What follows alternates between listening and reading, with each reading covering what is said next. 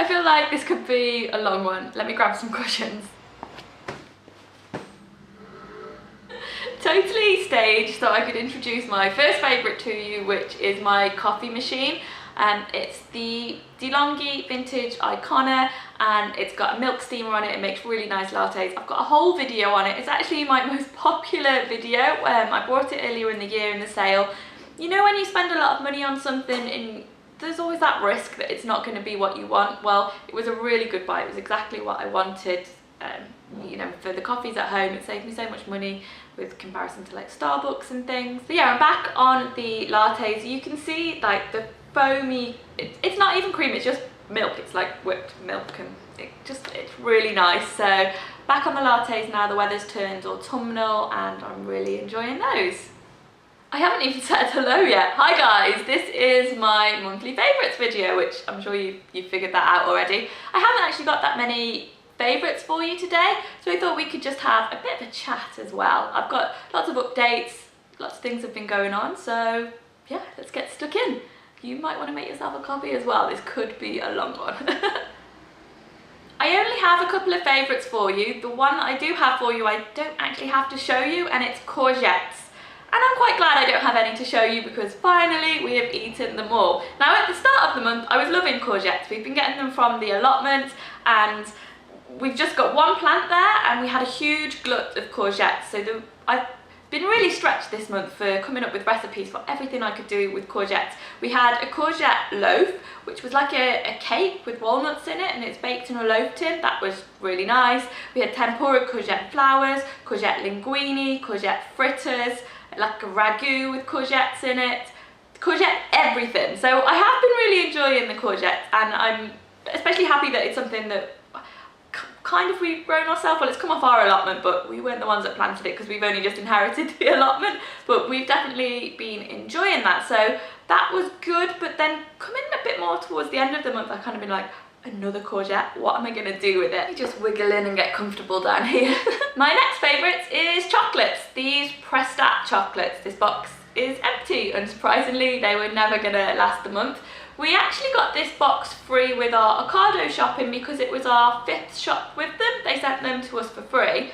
And they are amazing. They're really, really nice. First of all, the packaging is just so thick. It feels really robust.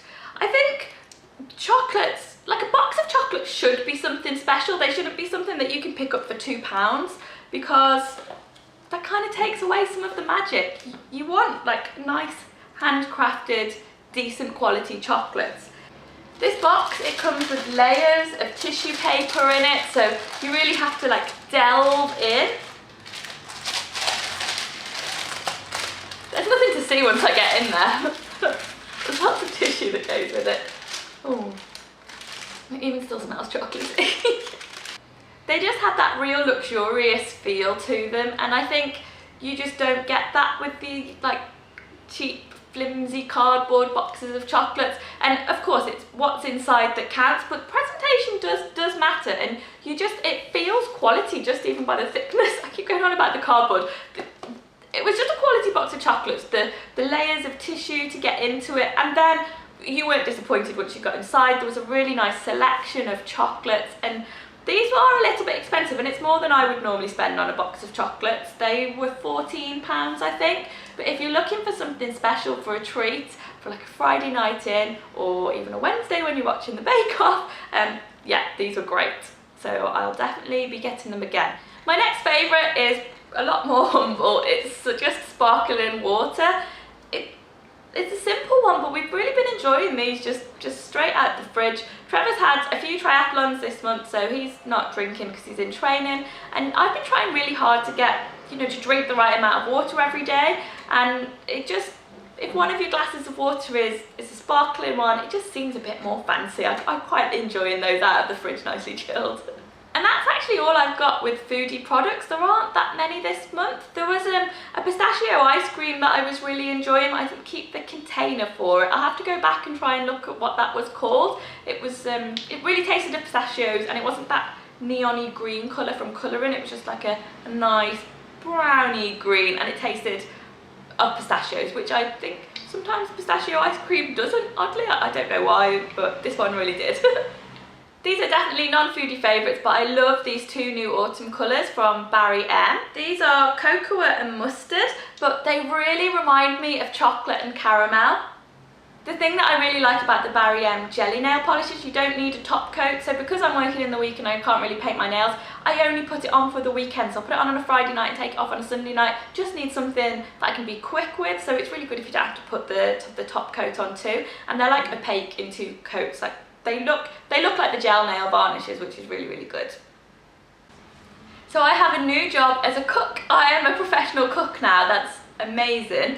But it's been like a weird transition, because it's kind of like, well, when your hobby becomes your job, what do you do with your free time? What do you do for your hobby? So I'm just settling into a routine, and I think I have now, and normal service should resume with the blog posts and everything. It's so wonderful. It's just me, and it's in a house, cooking meals for the people that live there, and I have control of the menus and the budget.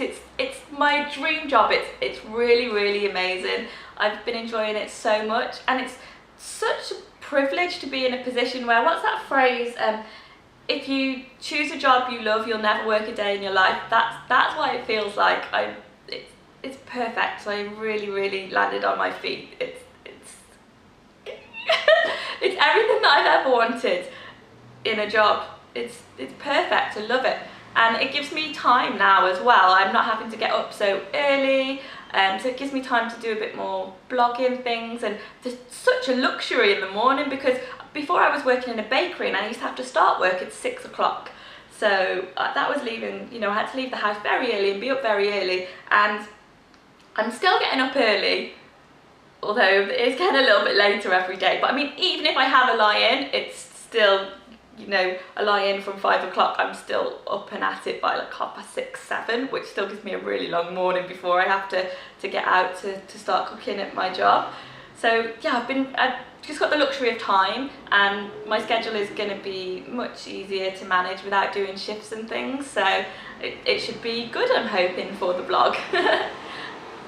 And because it's getting dark, you know, it's dark in the morning, it's also dark later on in the evening.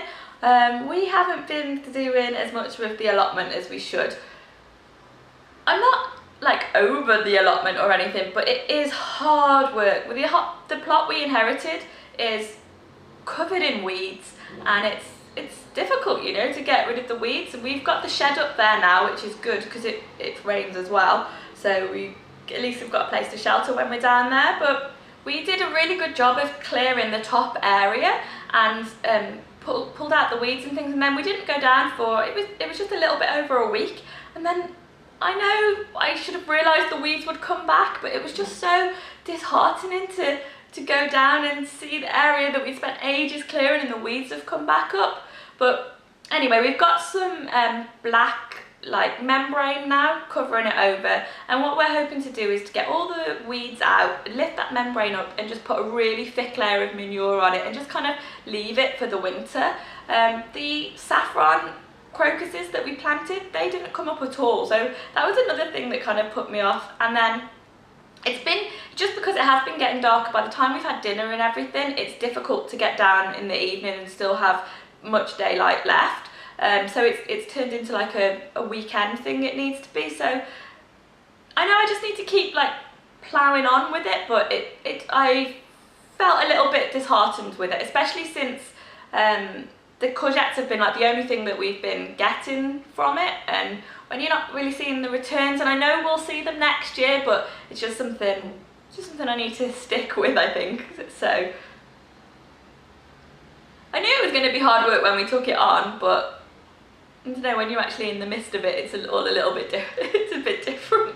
Come the spring, it'll all be sorted out and we'll be ready to go. It'll be exciting again. We'll be planting stuff for the year. I know we just have to plough on with it now, but yeah, it's just one of those things, you know. It takes a lot of work to get it all sorted out, and I feel really jealous of the people. I mean, good for them, they put the work in, they earned it, but the people that can just go down and like potter and do a little bit of weeding here, a little bit of weeding there, it's overwhelming. You go down and you're just like, oh, I don't know where to start. There's everything needs attention down there, but it's fine. We'll figure it all out. It is fun. It's just making sure that it doesn't become a chore, I think, is part of it, keeping it light and just doing a little bit to stay on top of it.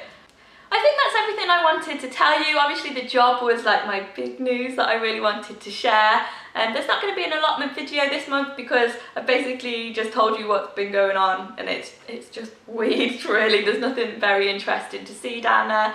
I don't know if over the winter they will be a regular monthly thing. I don't know how much there'll be to do on the plot. We'll just see how it goes. We'll play it by ear with that one, I suppose. Have a great week, guys, and I'll see you on Sunday, and I've got a video for you about sausages because I was a judge again at the sausage tasting for Sausage Week, which is coming up in November, and had a really good day, and I've got a vlog about that for you. Bye! So we're about to start our Egyptian cookery course now.